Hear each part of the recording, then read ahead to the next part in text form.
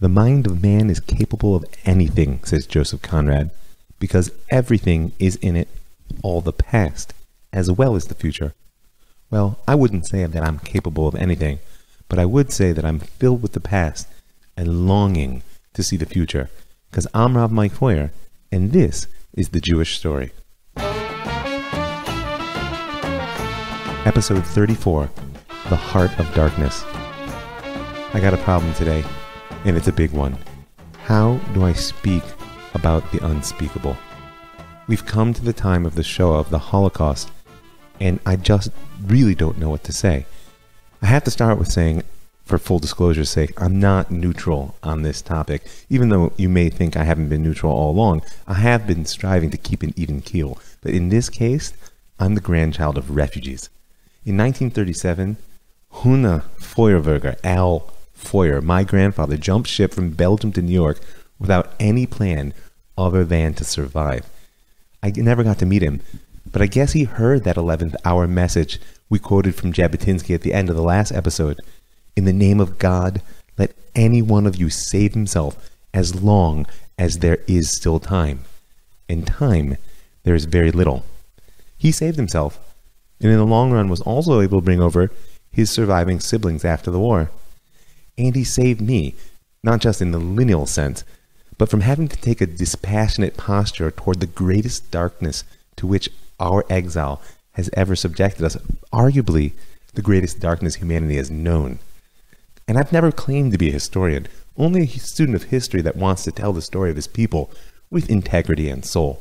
But like I said, just keep in mind as we go forward in this episode that this is a story that defines me, and one I'm determined not to let rule my life. So I have to try and get my head around the Shoah. So we have to start with a word on names, not just because it's important, but because I have a listener out there who asked me to do a little work on the origin of the word Holocaust. Well, the word itself is of Greek origin. Holos means completely, and kostos is a sacrificial offering. And so calling the destruction of European Jewry a Holocaust has at least the connotation of a sacrifice. And that puts a lot of people's teeth on edge. The religious and theological implications of that type of definition makes a lot of statements about why it could be that such a thing would happen. And we're going to reserve any discussion of that until another episode if I can manage it. But for now, Holocaust as a word has been used throughout the English language to refer to massive destruction by fire. And in fact, the first known use of the term in reference to the Nazis was a 1933 Newsweek story about a book burning campaign in Germany. And immediately after Kristallnacht, that night of broken glass that we spoke about last episode in November of 1938, the largest pogrom that Germany had yet seen, the chief rabbis of the Palestine Mandate, Rav Yitzhak Herzog and Rav Yaakov Meir, sent a telegram to Rav Hertz, at the time chief rabbi of Great Britain. It said, in part, propose you with leading French American rabbis and ourselves proclaim Jewish Day of Mourning throughout the world for Holocaust of synagogues in Germany. So that might be the origin of the word Holocaust. But the Hebrew term, Shoah, has its origins right where it ought, in the Tanakh, the Hebrew Bible. It appears in Isaiah, Ezekiel, Psalms, and of course in Job. But I give you this verse from Tzfanya in the first chapter. Yom Evra Hayom Ahu. It would be a day of great anger, tzara u'metzuka, of suffering and trouble. Yom Shoah u'mishoah. Yom Choshech Afela, Yom Anan v'Arafel. So much of the world, as I look around me, was shaped by the cataclysm of the Shoah. I'm not just talking about Am Yisrael, who, in my opinion and my experience, are still walking in its shadow. I mean, life in the land here is as good as a Jew has ever known, but nevertheless, I can't escape the feeling that we're like fools sitting in a patch of sunlight, unaware of the towering wave of darkness curled over us. And we're going to have to speak in coming episodes about the political, ideological, and psychological impacts of the Shoah on the modern state of Israel and our culture, our Jewish culture today. I'm probably going to reserve that for season 3 because they really seep through everywhere in my eyes. And at some point, we're going to have to nail down the ever-contentious topic of what exactly the link is between the birth of the State of Israel and the death of the 6 million. But for now, like I said, I just need to name the trauma. A trauma that for me is so present, sometimes I see it in my dreams. Name it, and give it a bit of description in order to understand how, if not why, such a thing could come about. And we live in a critical time for this discussion. On one hand, there are still survivors, and I was blessed to be raised by some of them, witnesses to what actually happened. On the other hand, that generation is soon to pass. And though I love them so, and in some ways mourn the loss already, there's a certain type of conversation, a reframing the story of our history, a memory process that can't take place while the witnesses still stand. I mean, what do I really have to say in the face of a survivor? I always feel that my task is to listen, and I think it's the proper posture, but I have to tell my students and my children something. So you may not know, actually, that in the immediate aftermath of the war, there was little intellectual discourse around what the Nazis had done. In fact, much of what was done was a refusal to speak. And there are reams of studies written on the children of survivors that generations so often raised, with a darkness always present in their home but never spoken of. Well, I'm the third generation, and at age 11, my great Aunt Helene began to whisper her story in my ear. And of course, it's a story that starts before the war, watching her own grandfather dragged to death behind a wagon on Easter Day. And in many ways, it was a story that ended when she entered Auschwitz at age 14. And the historiography of the Holocaust, meaning the attempt by historians to tell and to some degree understand its story, really only began in earnest after the Eichmann trial in 1961. That was a trial that was more than just the vengeance of the Jewish people on its greatest living enemy, Yamach Shemo. It was staged in some part in order that the world should know, to raise the awareness in Israel and elsewhere of the Nazis' final solution in its grim detail through the trial of one of its primary architects. But the Shoah, like I said, is more than just the story of the suffering of the Jews. The international system within which we live today, despite the cracks that are beginning to show, is what emerged from the fight against Germany. It's quite significant for the Jewish story that modern nationhood and membership in the international community are to a large degree shaped by the stance that your people took on the Nazi menace in its day. Even behind this comes the issue of the particular and the universal. Was the Shoah a unique event, a cataclysm which serves as a turning point in the Jewish story, and perhaps because of that in the human story, or was it just another genocide? I mean, after all, 6 million is bad, but tens of millions of people died in World War II. And the history since then demonstrates that the desire amongst human beings to the wholesale slaughter of their enemies didn't go away with the Allied victory in 1945. And I, for one, am quite disturbed by the attitude amongst many Jews who desire to reduce the Holocaust to just another genocide. And I think, and we'll touch on it before the end, that a lot of this is because of an inability to come to grips with not just the how, but the why. So like I said, I'm not even pretending to take a neutral posture in this episode. I'll tell the story as best I can, explore the how a bit, and even touch on the why. But I want you to reflect on the implications as you listen. Because whether you believe the show is your story or someone else's, whether it's particularly Jewish or universally human, it opened a door which humanity has not managed to shut. In my eyes, every single human being needs to decide how such a thing could happen and reflect on why. As sociologist and philosopher Jürgen Habermas put it, there in Auschwitz, something happened that up till now nobody considered as even possible. There one touched on something which represents the deep layer of solidarity among all that wears a human face, notwithstanding all the usual acts of beastliness of human history. The integrity of this common layer had been taken for granted.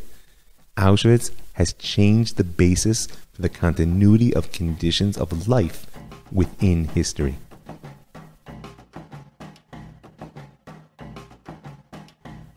Deciding when the Shoah began, in many ways, is to dive right into the debate about what it was and why it happened, and of course, who was responsible. On one hand, I could easily make the argument that the Shoah was the culmination of more than millennia of European Jew hatred, and that in turn would allow me to lay it right at the feet of the church in particular and Christianity in general. And there is a truth in that which must be confronted. In his book, Hitler's Willing Executioners, Daniel Goldhagen focuses on the masses of people who were willing to participate in such a prolonged and horrific crime. Remember, whatever the Nazi mastermind scheme that became the final solution, it required tremendous manpower. And because that's his focus, he ends up more or less painting German history as a long preamble to murder. But I could tell a different story as well. I could say that the Shoah was the end point of the exile, which began with the destruction of the Second Temple. I mean, after all, if I'm willing to say, because of our sins we were exiled from our land, about everything before the Shoah, shouldn't it apply to the 6 million as well? That's a hard pill to swallow. Because if it's our fault, then what do we possibly do about it? And what could the sins be that merited such a punishment? I mean, in our world, people are not willing to blame the victim at all, certainly not on that scale. But before we can just dismiss such a thought out of hand as repugnant and beyond the pale, one has to take a look at the 28th chapter in the book of Devarim. And if you read it, at the very least, you can't say no one saw it coming. So when the memorial here in Israel, the Memorial Museum of the Holocaust called Yad Vashem, seeks to define the Holocaust, they say the following: the sum total of all anti-Jewish actions carried out by the Nazi regime between 1933 and 1945, from stripping the German Jews of their legal and economic status in the 30s, which we spoke about, segregating and starvation in the various occupied countries, and the murder of close to 6 million Jews in Europe. And by choosing those dates, 1933 to 45, Yad Vashem narrows the focus onto the period during which Germany was under the rule of the Nazi Party. And therefore, the Holocaust is a product of Nazi ideology. Each of these deserves real consideration, whether it's the millennia, or at least millennia and a half, of Jew hatred that is built in to European culture, as we've seen over the course of the Jewish story, or whether you want to accept the more theological view that the Jews are always agents in our history, and therefore we have to ask the question, what does this have to do with our relationship to God? Or whether you simply want to look at the Nazis as the distillation of pure evil. This is a complex situation which has elements of each narrative in the mix. And like I said, this is far from the beginning of the Jewish story, and you may have begun to sense, in my mind, every story begins with that incomprehensible moment when God spoke and the world came to be. And so therefore we can always trace things back to the Ratzon HaBoreh, to the will of God. And I won't shy away from that even now. But for the purposes of a semi-coherent story, I mean, you are listening after all, because hopefully you listened to the last episode, I want to pick up right where we left off, in the land of Israel. If you recall, by 1939, the British had succeeded in brutally crushing the Arab revolt that had challenged their rule and the mandate for almost 3 years. But true to the cycle of revolt, repression, and concessions that I've spoken about in the past, the end of the military phase invited a new political reality. And just as Chamberlain's government in Whitehall had resolved to purchase peace from the Nazis by selling out their Czech allies through the Munich Accords, so too they were planning to achieve quiet in the mandate by very similar means. At the end of the revolt, Arab and Zionist delegations rushed to London in an attempt to shape the policy which everyone knew was sure to emerge. After all, the Peel Commission in 1937 had given its ideas, but it was not implemented yet. And the essential elements began to emerge in March. On March 15th, 1939, the very day that Hitler entered Prague, the Arab and Zionist delegations were handed the provisions of a new governmental policy, the MacDonald White Paper of 1939. The essential elements were the result of the conclusions of the 1937 Peel Commission, one which had identified Arab fear at the rise of a Jewish state as the primary cause of the violence. Therefore, The white paper limited Jewish immigration into the Mandate of Palestine to 75,000 over the next 5 years, after which any further aliyah would be contingent on Arab approval, meaning it wouldn't happen. And similar restrictions were placed on land purchase. And in a fundamental foreign policy about-face, the paper declared that after 10 years, Palestine would be granted independence. In light of the previous clause, this meant the birth of an Arab-majority state in the Mandate, and not the Jewish home for which it had been brought into being in the first place. Thus, the British Empire managed to buy quiet in the Middle East at the price of shutting the door on the only possible refuge for the Jews of Europe, just as their situation became critical, and in so doing, betrayed the very reason for which they'd been granted the mandate. Jan Masaryk, foreign minister of the dying Czech Republic, that had just been betrayed by Britain to the Nazis, joked to Chaim Weizmann, head of the World Zionist Organization, that they should buy a 3-story house together in London. The first floor they would reserve for Emperor Haile Selassie, recently expelled from Ethiopia by the Italians with British complicity. The second floor Masaryk himself would take, and Weizmann could have the third. Now, Weizmann may have joked with his political friends, but Ben-Gurion's initial reaction to the MacDonald White Paper was downright explosive. The Anglo-Zionist alliance seemed to be officially over, and so he began to mobilize the issue to fight with all its resources. This was no longer just a matter of the clandestine immigration that the labor Zionists had been sponsoring since the mid-30s. And in truth, Ben-Gurion had stayed out of that business of what's called aliyah bet, illegal immigration. He'd let his friend Beryl Katnelson use the resources of the Histadrut toward that end, aiming to keep the hands of the Jewish agency clean of any anti-British activity. But now, however, it appeared that Ben-Gurion was ready for armed struggle against the empire itself. But this new fighting Zionism was just not meant to be. In mid-August 1939, the 21st Zionist Congress convened in Geneva, and of course the MacDonald White Paper was the top item on their agenda. And at first it appeared that a showdown between the moderates, led by Chaim Weizmann, and the so-called activists who were rallied around Ben-Gurion was finally unavoidable. But soon after the conference began, on August 23rd, the Molotov-Ribbentrop Pact was announced. This is a non-aggression agreement signed between Soviet Russia and Nazi Germany, and with the stroke of a pen, Hitler neutralized the entire Red Army. It was amazing. He'd already intimidated the British Empire into a posture of appeasement. Now he wrote the Soviets off. And everyone knew that nothing was left to prevent him from unleashing the German war machine on all of Europe, maybe the world. Within days of the announcement, the delegates began to scatter, each one hurrying home in vain hope that they could save their families. Just listen to the parting words of Chaim Weizmann. My heart is full to overflowing. The surviving remnant will continue to work, to fight, to live until better times than these arrive. And for those times, I wish you all au revoir in peace. Little could he know what lay ahead. Only a week later, the Germans invaded Poland, and within a fortnight, the Soviet Union followed suit from the east. The Second World War had begun. And with it, Ben-Gurion's antagonism toward the British ended like that.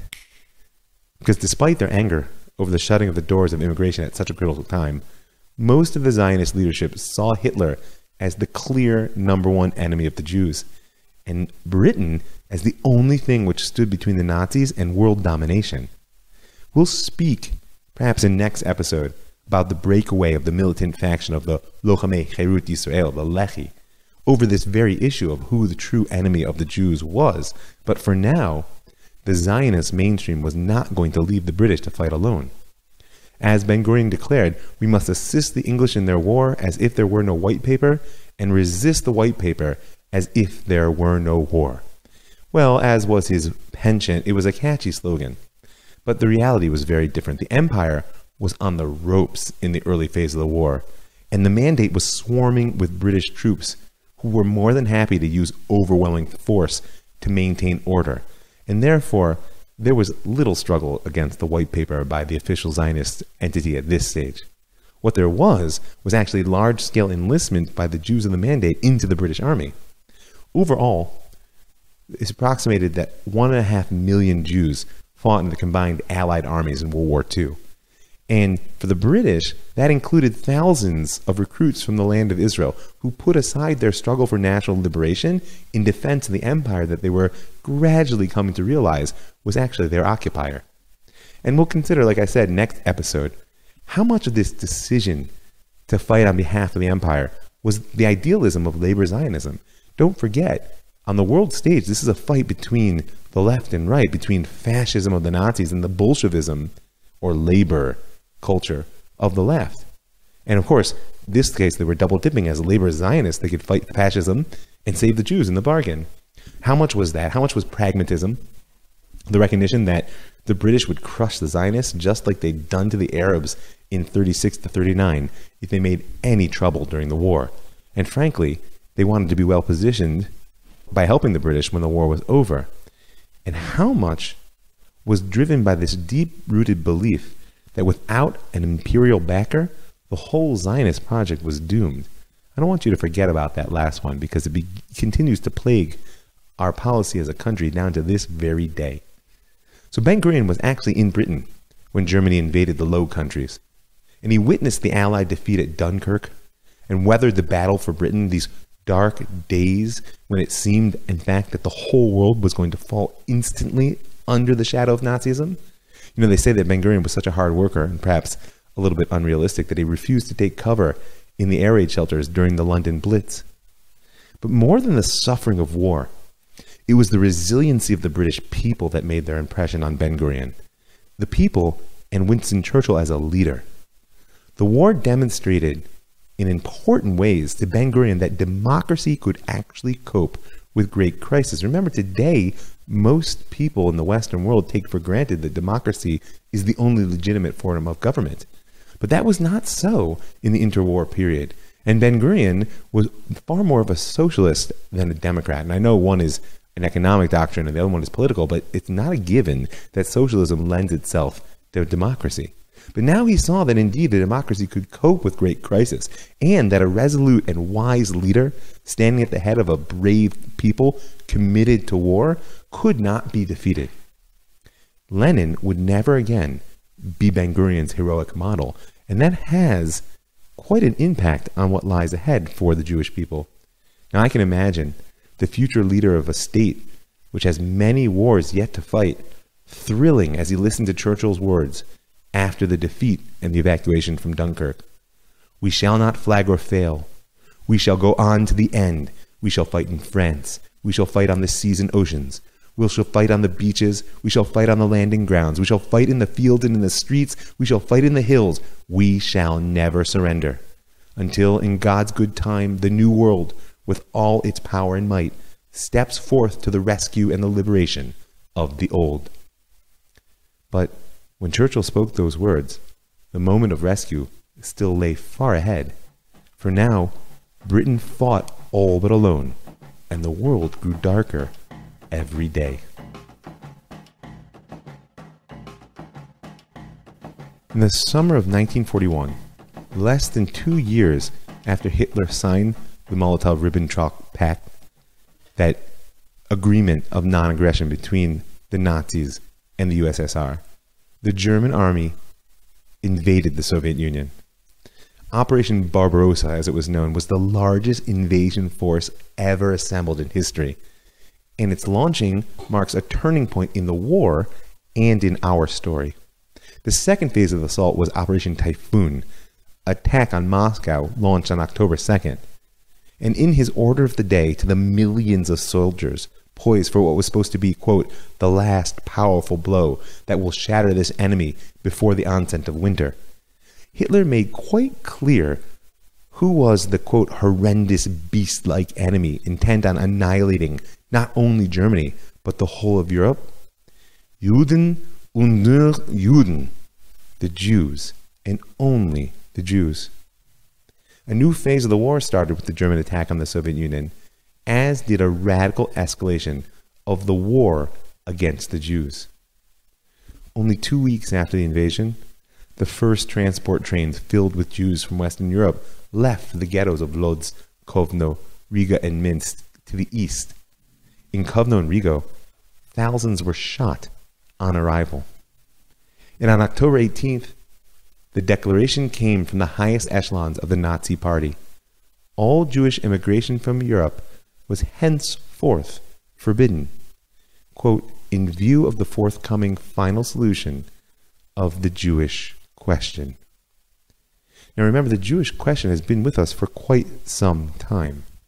It's a question that was posed by emancipation. In the Middle Ages, the Jews were a corporate entity who, though they had, let's say, a complicated relationship with Christianity, nevertheless had their place as a foreign but integrated element in European society.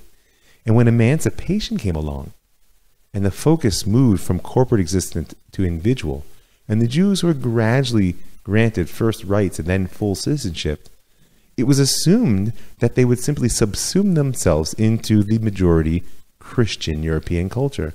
But when the Jews proved to be not just the indigestible element of the ancient Roman Empire, or the obstinate refusers of Christian salvation, but now in this enlightened era, the alien other who refused to check their culture at the door and become just like everybody else, then the Jewish question arose. What do you do with the Jews? And as we've seen, the Jewish question has essentially been the shadow side of the entire Zionist endeavor from the day one, either because of anti-Semitism, which people like Herzl or Pinsker, many of the early political Zionists, perceived as the driving momentum toward the Zionist project. Right? As Pinsker said, that we were like a ghost haunting Europe, and that anti-Semitism was Judeophobia, whose only cure was to get the Jews out. Or whether it was more of the liberal cultural Zionists who wanted to know why it was the Jews didn't fit. Well, at this point, the Nazis have come with a final solution to the Jewish question, and the question is, what changed in 1941? Because since the Nazis rose to rule in 1933, as we've touched on a few times, they've done everything in their power to get the Jews out of Europe.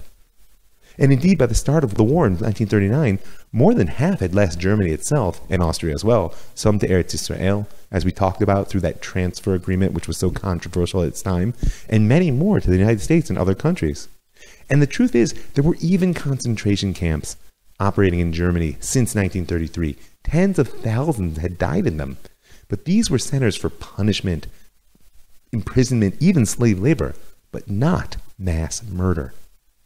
And in fact, the Einsatzgruppen, the special task forces who become so infamous in Jewish history, in the first phase of the war, their focus was on the Polish leadership.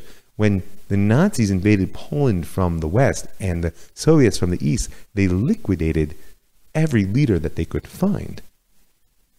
But all that changed at the end of 1941.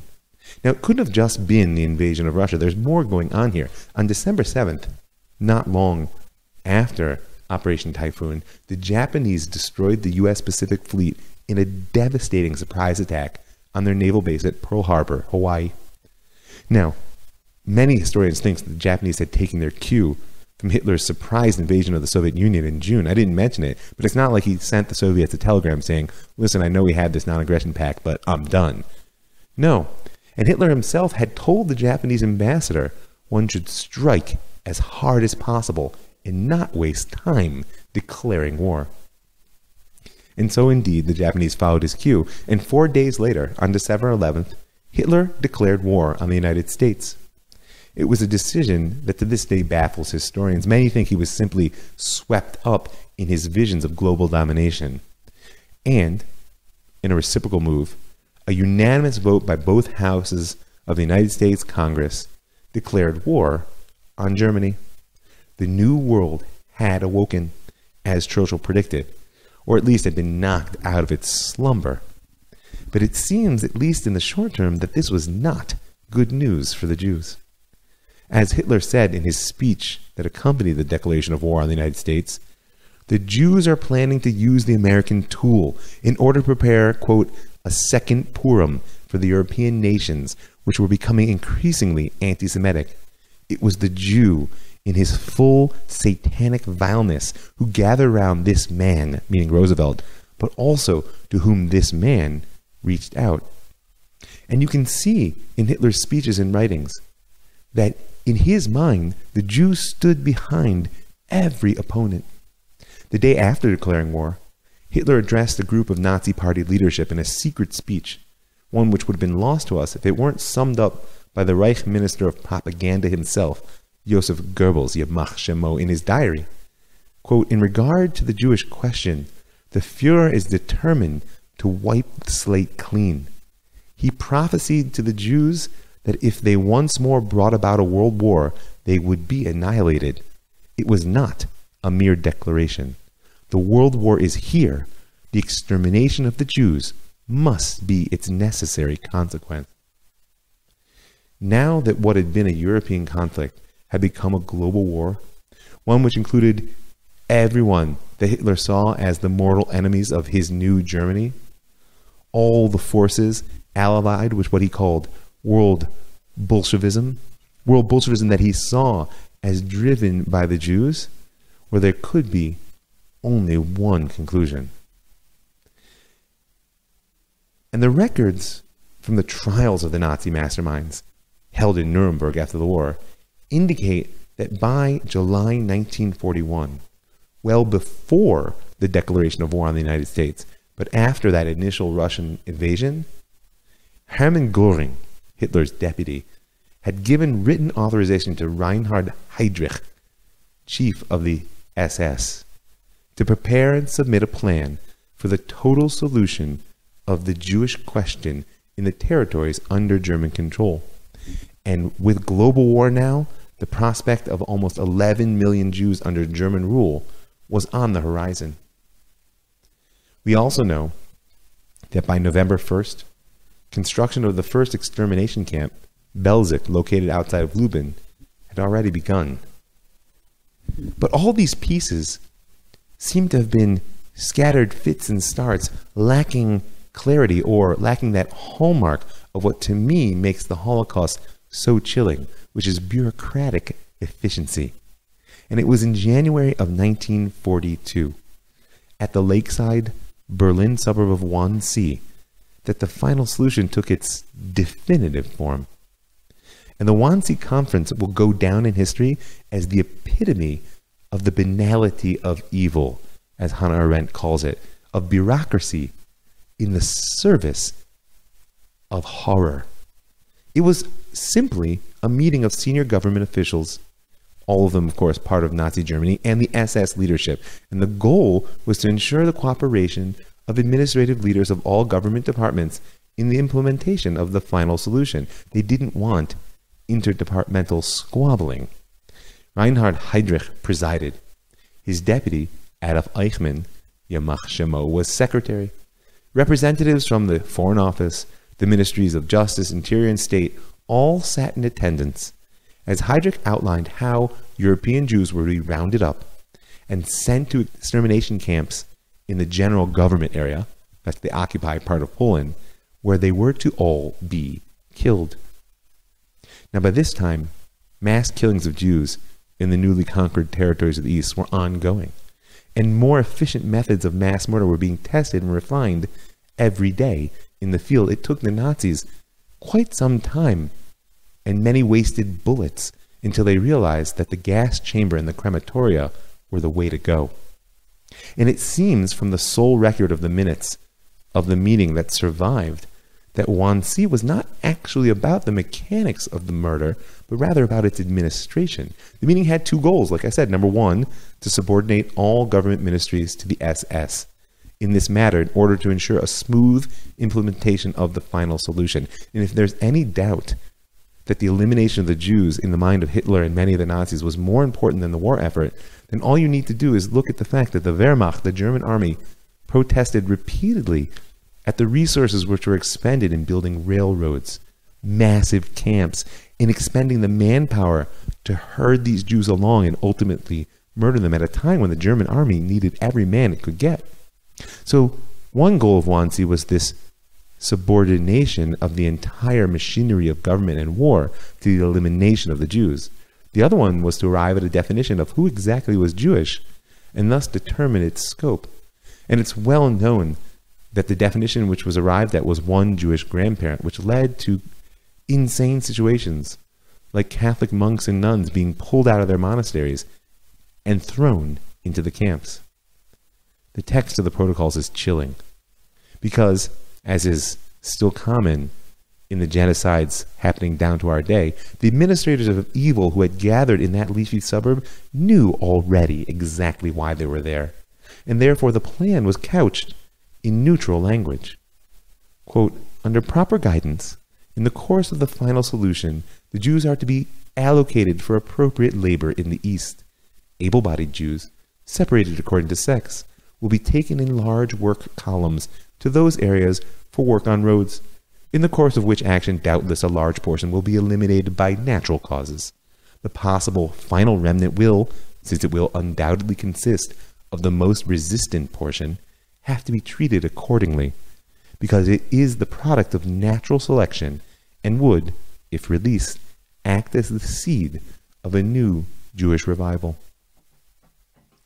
The Wannsee Conference lasted only an hour and a half. That's more than 66,000 Jews per minute.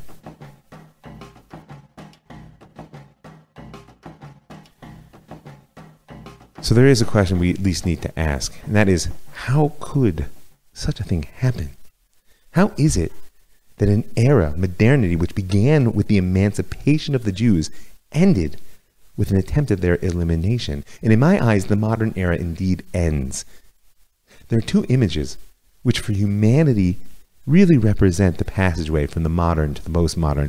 One is the mushroom cloud over Hiroshima, in which the sense that scientific progress was inevitably leading us toward the good went up in smoke.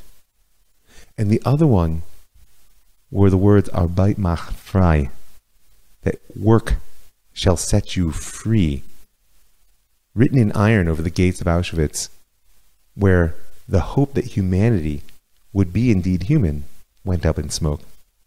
And it's common to break down historians into two camps around the question of how could such a thing happen.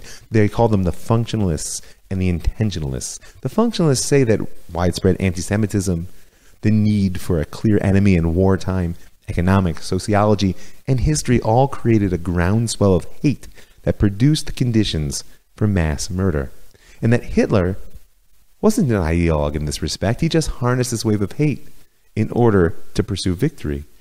The intentionalists, on the other hand, see a master plan, a top-down vision of Jewish extermination, which was central to Hitler's worldview, and around which he managed to rally Germany. And frankly, I'm not so interested in this debate. But I believe we can't avoid at least a brief discussion of the nature of the anti-Semitism which played such an important role in both the conception and execution of the final solution, and which, by the way, is alive and growing today. Now, anti-Semitism normally refers to at least two different phenomena, and it's worth noting, by the way, that the world today is engaged in an effort to try and define such a thing. I'm not quite sure why, but it's noteworthy that governments have taken it upon themselves, as political anti-Semitism is on the rise once again in Europe, to try to get a handle on what exactly this is. So, like I said, it normally refers to at least two different things. First is the deeply entrenched traditional hatred of the Jews based on centuries, if not millennia, of vilification that reaches back to pre-Christian times. As I said, the story of how the Jew went from the indigestible element of the Roman Empire to the obstinate refuser of Christian salvation, and how that impacted European Jewry has been a subplot to the Jewish story for some time. Go back and listen to most of the first and second episodes if you want some background on this good old-fashioned Jew hatred. But the term anti-Semitism itself was introduced in Germany during the early 1870s, and it was not meant simply as a more modern synonym for the old hatred. From the outset, the word anti-Semitism denoted a full-fledged new ideology. It's a complete worldview. At the time, grounded in what was considered current scientific theory, it sought to prove once and for all the spiritual and racial inferiority of the Jews and the threat which they posed to humanity in general and the unique cultures of Europe in particular. That's why Wilhelm Marr's 1879 pamphlet, which popularized the term, was entitled The Victory of the Jewish Spirit over the German Spirit, observed from a non-religious perspective. You can pick up episode 20 from this season for a brief listen to that thought and the birth of what I call political anti-Semitism in the modern era. And so, our story right now has plenty of both these elements, but the way in which they found expression in Nazi ideology has a unique element that deserves attention. Dietrich Eckart was a German journalist, playwright, poet, and politician who was one of the founders of the German Workers' Party that eventually evolved into the Nazi Party. He was also involved with something called the Thule Society. This was a secretive group of occultists who were awaiting the German Messiah, the great one who would come and redeem Germany after its defeat in the First World War. And it's outside the scope of our story, but you should know that many powerful and some productive elements of the occult came specifically out of Germany in the early 20th century. I don't know that I would call Eckhart productive, but certainly his thought was powerful. He was a passionate hater of the Jews. Perhaps before World War I, but certainly he adopted the stab in the back theory, right? That which claimed that it was the Jews and the Social Democrats who had lost the First World War and not the German army. They'd been betrayed. And in a poem written right before he first met Adolf Hitler, Eckhart referred to the Great One, the Nameless One, the one whom all can sense but no one saw. And when they met, Eckhart was immediately convinced that he had indeed encountered the prophesied Redeemer. He quickly became Hitler's mentor, but only briefly, because he died soon after the failed Beer Hall Putsch of 1923 when Hitler and his men attempted their first shot at rule over Germany. But by that time, he'd already handed off the torch. He'd introduced Hitler to Alfred Rosenberg, the man who gave the Nazi anti-Semitism its true theoretical framework. It was Rosenberg, Yamach Shemo, who placed the Aryan race at the top of a racial ladder and the Jew and the black at the bottom. He was the one who rejected universality of the Christianity of his day in favor of a quasi-pagan religion of the blood. And Rosenberg became not only the chief ideologue of the Nazi Party, but following the invasion of the Soviet Union, he was appointed head of the Reich Ministry for the occupied Eastern territories. And in case there's any doubt about what happens when an ideologue like that gains power, here are his words from a November 18, 1941 press conference speaking about the Jewish question. Some 6 million Jews still live in the East, he said, and this question can only be solved by a biological extermination of the whole of Jewry in Europe. The Jewish question will only be solved for Germany when the last Jew has left German territory, and for Europe when not a single Jew stands on the East European continent as far as the Ural Mountain. And to this end, it is necessary to force them beyond the Urals or otherwise bring about their eradication. So, under the influence of such thinkers, and consumed by his own visions of global conquest and racial war, Hitler and his Nazi Party gave birth to what is known by some historians as redemptive anti-Semitism. It is the most radical form of Jew hatred, built on a conversion of pseudo-scientific theories of racialism and a religious ideology of redemption, which is an all-encompassing belief system that sees the struggle against the Jews as an apocalyptic predecessor to world unification. What was on the line? The salvation of the German folk, the Aryan race. Humanity itself would be achieved only by the elimination of the Jews. And Hitler came to see himself as the messianic figure chosen by Providence to lead Germany in this final battle. According to his own words in Mein Kampf, in defending himself against the Jew, he was fighting for the work of the Lord. And it was not enough to eliminate the Jew physically. He must be culturally annihilated and all traces of the Jewish infection removed from world culture. Thus, Rosenberg and Hitler's hatred of modern-day Christianity. As Hitler said in one of his famous table talks, Jesus was not a Jew. The Jew Paul falsified Jesus' teaching in order to undermine the Roman Empire. The Jews' aim was to destroy the nations by destroying their racial core. The Jews continued to torture people in the name of Bolshevism, just as Christianity, the offshoot of Judaism, had tortured its opponents in the Middle Ages. Saul became St. Paul. Mordecai became Karl Marx. And then, the chilling finale.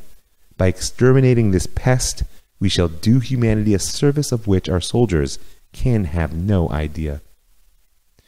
So, in this sense, anti-Semitism wasn't simply a religious opposition to the Jews, nor was it simply a matter of a sediment of cultural antagonism. Nazi redemptive anti-Semitism was a vision for global unification. Its racial elements were wholly modern, founded on the scientific and racist ideas of the day, as well as those visions of peace through social homogeneity, which had such a prominent place in Western thought of its day. And as was true then, so is true now. Any universalist ideal that seeks to unite the world or rule it by homogenizing its elements has to get rid of the Jew.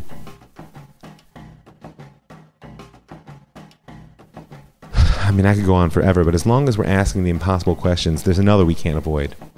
Where was God in Auschwitz? And so many saw the answer to this question as simply leaving God behind. Mima nafshach, what difference does it make? Either there is no God, or I want nothing to do with him. Though the massive secularization of the survivors who came to America had as much to do with the transition to modern culture as it had to do with the rejection of God, is still the question can't be avoided. You know, I personally remember my Aunt Helene, survivor of Auschwitz at age 14, telling me about her first Yom Kippur, Day of Atonement in America, when her older brother, my grandfather, who had gotten out, as I said, and brought her over after the war, got into a car in the morning on the Day of Atonement. She told me that she was certain lightning would fall from the sky and strike him dead, and that when it didn't, everything looked different. Of course, when she told me the story, I was thinking, really? After Auschwitz? So asking where was God is also leveled as a criticism toward naive faith, or even faith at all. I've had it asked me, how could you believe in a God of salvation after the 6 million? And that question deserves real attention. And thank God there is some truly profound thought out there on the topic. Thinkers like Richard Rubinstein, Eliezer Berkowitz, Yitz Greenberg have contributed to the struggle to believe in new old ways in the wake of the incomprehensible. If you're interested in some reading, some articles to chew on, you can send me an email or just personal message me at Rob Mike Foyer on Facebook, and I'll shoot them back to you. And I also need to note a profound insight shared with me by one of my students, Steph Kennedy. I don't know if you're listening, Steph, but it's worth it. Her master's thesis actually opened my eyes to a completely new way of looking at this question of where was God. It's called Feminist Perspectives on Post-Holocaust Theology. In this comparison of Emil Fackenheim and Melissa Raphael, right? Raphael's work is actually entitled The Female Face of God in Auschwitz. And her essential point is that Judaism has been pulled into crisis by the absence of a saving God. What Raphael sees as a masculine stereotype of God, right? One who smites the wicked and saves the righteous, who by definition was absent in the camp, or even worse, died there. You know, Elie Wiesel, famous author and survivor, writes about seeing a child hanging from the gallows in Auschwitz. And he says, behind me I heard a man ask, "Where is God now?" And I heard a voice within me answer him, "Where is he? Here he is. He's hanging here on this gallows."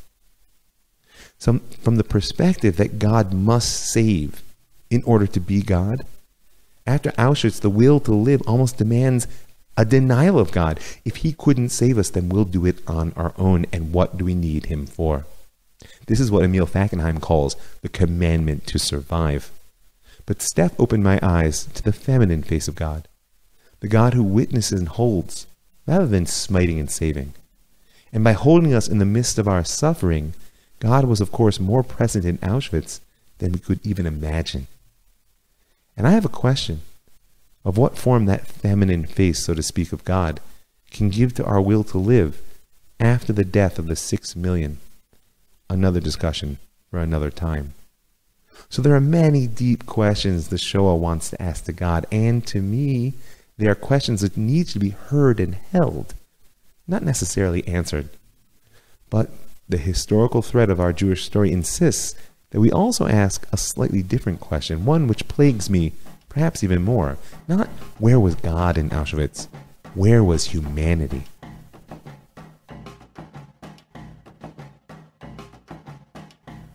In 1939, more than 2 years before the beginning of the final solution, the MS St. Louis, a German ocean liner, set off on a voyage from Hamburg, Germany to Havana, Cuba. Sounds good, but this was no vacation liner. Captained by Gustav Schroeder, later to be counted amongst the righteous of the nations by Yad Vashem, the ship held over 900 Jewish refugees from Germany desperately seeking a home. She reached Cuba without incident, but was only permitted to offload a handful of her passengers, despite the fact that many more held legal visas. And so, despite warnings from the State Department, Captain Schroeder turned his ship northwards toward the United States. He circled off the coast of Florida, begging for permission to enter, but Cordell Hull, then Secretary of State, advised President Roosevelt not to accept the Jews. The tensions of wartime were too high. The United States was neutral, and the immigration problems in the wake of the Depression, which had not really quite ended, just too hard. So then the captain even considered running aground along the coast of Florida to allow his passengers to escape, but Coast Guard vessels shadowed the ship to prevent just such a move. Schroeder negotiated and schemed, seeking to find his passengers a safe haven, even considering plans to cross back over the Atlantic and wreck the ship on the British coast. But one thing was clear: he would not return to Germany until all of his passengers had been given entry to some other country. And God bless him, his stubbornness worked. U.S. officials, together with Britain and other European nations, found refuge for the Jews in the UK, France, Belgium, and the Netherlands. But of course, within a year or so, all of these countries but Britain would be under Nazi rule. And the St. Louis has become a symbol of many things in people's minds: of widespread Jew hatred, we don't want your Jews here; of a world led by governments indifferent to suffering, which became a passive, if not active, agent in the final solution; and more recently, of the fearful consequences of a cold rationality in immigration policy. Now, I'm not wading into the debate, but one has to note the difficulties we face in the world today, where there are literally millions, particularly in the Southern Hemisphere, but also here in Syria and other parts of the Middle East, who are desperate for a better life, living in war-torn places, who have seen their attempts to immigrate be blocked by what are often very rational and sound reasoning. I'm not judging. My only point is, we have to ask the question of what the message of the St. Louis was. And the fact that these debates are today taking place after Auschwitz, and indeed while the slaughter in places like Syria and the suffering elsewhere in the world is being documented and broadcast in real time over social media, ought to give us pause. But it took far longer for the world to wake up to what was happening to the Jews of Europe. And there is another individual whose name deserves to be remembered in that light. Jan Karski was born in Lodz, Poland, Lodz, I guess you say, to a devout Roman Catholic family. He was a good student. He completed demography studies at Lwów University, and in 1935 embarked on a career of civil service at the Polish Ministry of Foreign Affairs. Little did he know it would be a brief career, because when Poland was occupied by Germany only 4 years later, Jan joined the Polish underground, known as the Home Army. Karski's photographic memory made him an ideal courier, and he was soon making regular runs between the underground in Poland and the Polish government in exile, seated first in France and then, when it was overrun by the Nazis, in London. And in October 1942, at the height of the destruction of Polish Jewry, the government in exile ordered Karski to deliver a comprehensive report on the situation of occupied Poland. And naturally, The situation of Poland's more than 3 million Jews was to be one section of that report. And so he traveled the countryside of his former home secretly, meeting with underground leaders, socialists, peasants, politicians, and clergymen, everyone whom he could. And just before the end of his journey, Karski met with 2 Jewish leaders who begged him to deliver, in addition to the official report, a personal message from the Jews to the leaders of the free world.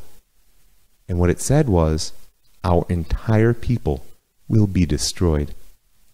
Their appeal touched Jan Karski's heart, and he decided that in order to fulfill his mission, he had to see things with his own eyes. And so at great risk to his life, Jan Karski was smuggled into the Warsaw Ghetto, whose story, please God, we'll tell in the next episode, and even into a concentration camp outside of Lublin. And what he saw changed him forever. When Jan Karski left Poland, he was no longer just the messenger of the Polish underground.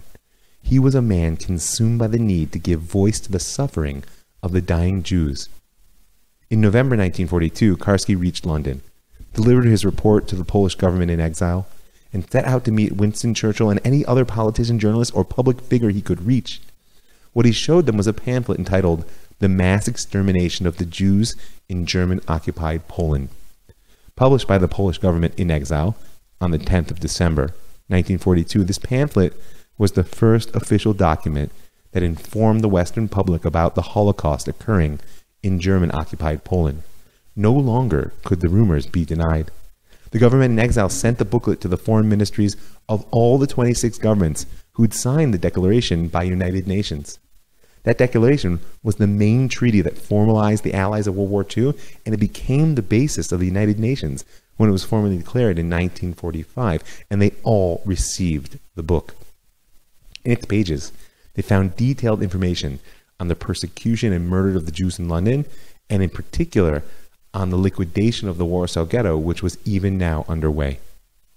And though it would take one more year before another soldier of the Polish underground was able to enter and escape Auschwitz with the full picture of the horror of industrial genocide, the title of the pamphlet already says it all: "The Mass Extermination of Jews in German-Occupied Poland."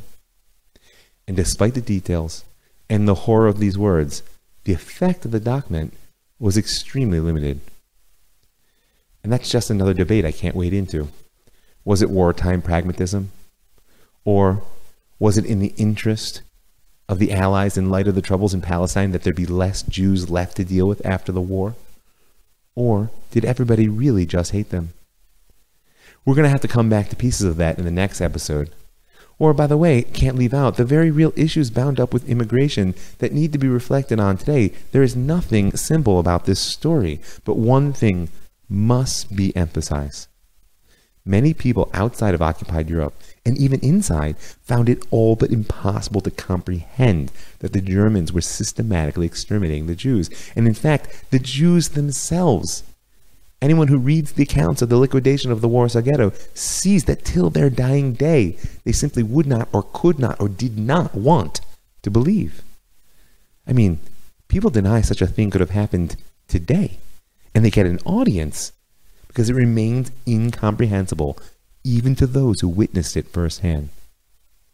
The publication of the mass extermination of the Jews in German-occupied Poland was the completion of Jan Karski's assignment, but his personal mission was far from over. Karski left London for the United States, where he sought out any politician or public figure who would listen, including President Roosevelt, trying in vain to stir public opinion against the massacre of the Jews. But disbelief reigned, and we'll see more of that when we speak of the Bergson Group and their efforts to awaken American Jewry in next episode.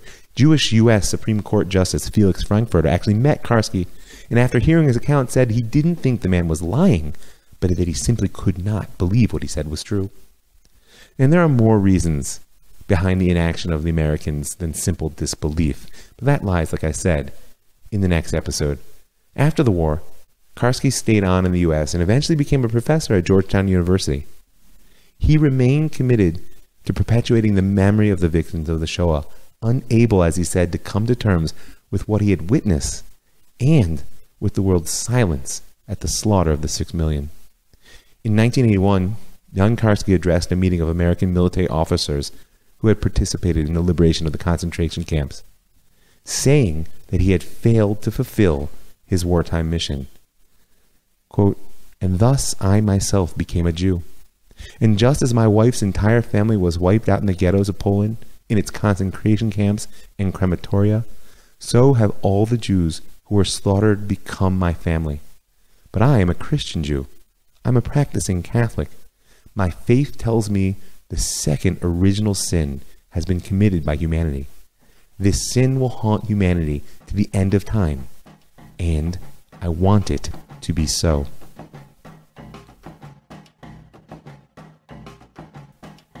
So as you probably sense, I could go on with this forever. We've already raised the question of how could such a thing happen? How can it be that in the very heart of Europe, at one of the centers of the culture which sought to spread the notion of enlightenment to the world, a darkness erupted for which there has been no parallel? And the question of how led us to the nature of antisemitism, to that strange fact that the hatred of Jews is the most persistent, widest spread, and ever-changing form of hate that humanity has ever known. And the link between the how and the hate brings us to the truly unaskable why. Now, I'm not foolish enough to think I can give you an answer to such a question, but I have to ask. And I have to ask despite the warning that thinkers like Rav Soloveitchik give in his work Kol Dodito Fake. Warnings against asking why evil and suffering occur. In his eyes, asking why to evil involves two risks. One is that I may never know, in which case, why ask why? Perhaps the pragmatic, life-affirming approach, which brackets off certain questions, is a healthier response than letting the unanswerable haunt me. The other risk is that I might actually get an answer. And what exactly would I do if God revealed to me why the 6 million died? Would I be comforted? Or would I turn my back on a God who could justify such horror? So Am Yisrael maintains our relationship with God and our forward momentum in history, not by asking, why did this evil occur? Why am I suffering? But rather, what do I do in response to it? And that's the question. Knowing what we know, even only just a little, what do we do now? And we're going to keep speaking about the complex and fraught relationship between the Shoah and the modern Jewish life, and in particular, the state of Israel. And God willing, season 3, we're going to come back to the question of what type of healing is even possible for a people that carry such a wound on its collective consciousness. But I want to end with a thought evoked by the words of Professor Yosef Chaim Yerushalmi, great Jewish historian of the last generation and author of the book Zachor, which I highly recommend. As a result, he says, of emancipation in the diaspora and national sovereignty in Israel, Jews have re-entered the mainstream of history, and yet their perception of how they got there and where they are is most often more mythical than real. Myth and memory condition action. There are myths that are life-sustaining and deserve to be reinterpreted for our age. There are some that lead astray and must be redefined. Others are dangerous and must be exposed. Now, for Professor Yerushalmi and myself as well, there's nothing pejorative about the word myth. Myth, in fact, in my eyes, is often greater than factual truth. It is the story vehicle that allows eternal truths to appear in a form that can be made fit to the needs of every generation. And the mythic opponent of Israel in the world is Amalek. The cruelty of Amalek, who had no fear of God, who attacked Israel as we were at the height of our divine mission just after crossing the Red Sea, who struck when we were famished and weary at the weak, who straggled behind, is obviously associated with the Nazis. And Israel is called to erase this quality from the world, be it within ourselves or within others. But Amalek is much more than a vicious enemy, and the Nazis were more than another evil empire that we've survived. As Bilam said, Bilam, the great prophet of the nations, back in the 24th chapter of the book of Numbers of Bamidbar, when he lifted up his eyes, Vayar et Amalek, and he saw Amalek, V'yisa Mashalo, and he took up his theme and he said, Reshit Goyim Amalek, V'achreito Adei Oved. Amalek is the first of nations, but his fate is to perish forever. Amalek is more than an enemy. He's the anti-Israel. And politics, like nature, abhors a vacuum. The world must organize around something. If Am Yisrael is unwilling or unable to raise the banner of God, the banner of humanity, all of whom are created in the divine image, well then, Amalek will step to the center and rally the world for evil. And so the world defeated the Nazis, and there was peace for 40 years, in the biblical phrase. And Israel rose once again as a people in its land, wounded and broken, but almost free.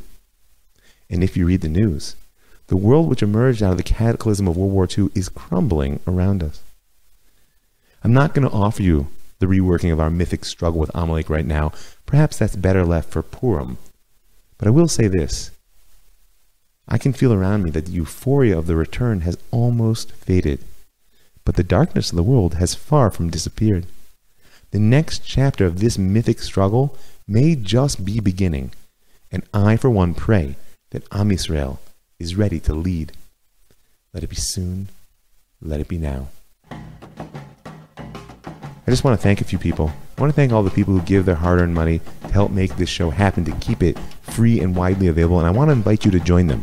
Go right now to robmike.com, and in the upper right-hand corner, you'll see a button that says Be a Patron, and you can click on through for a little bit of per podcast support.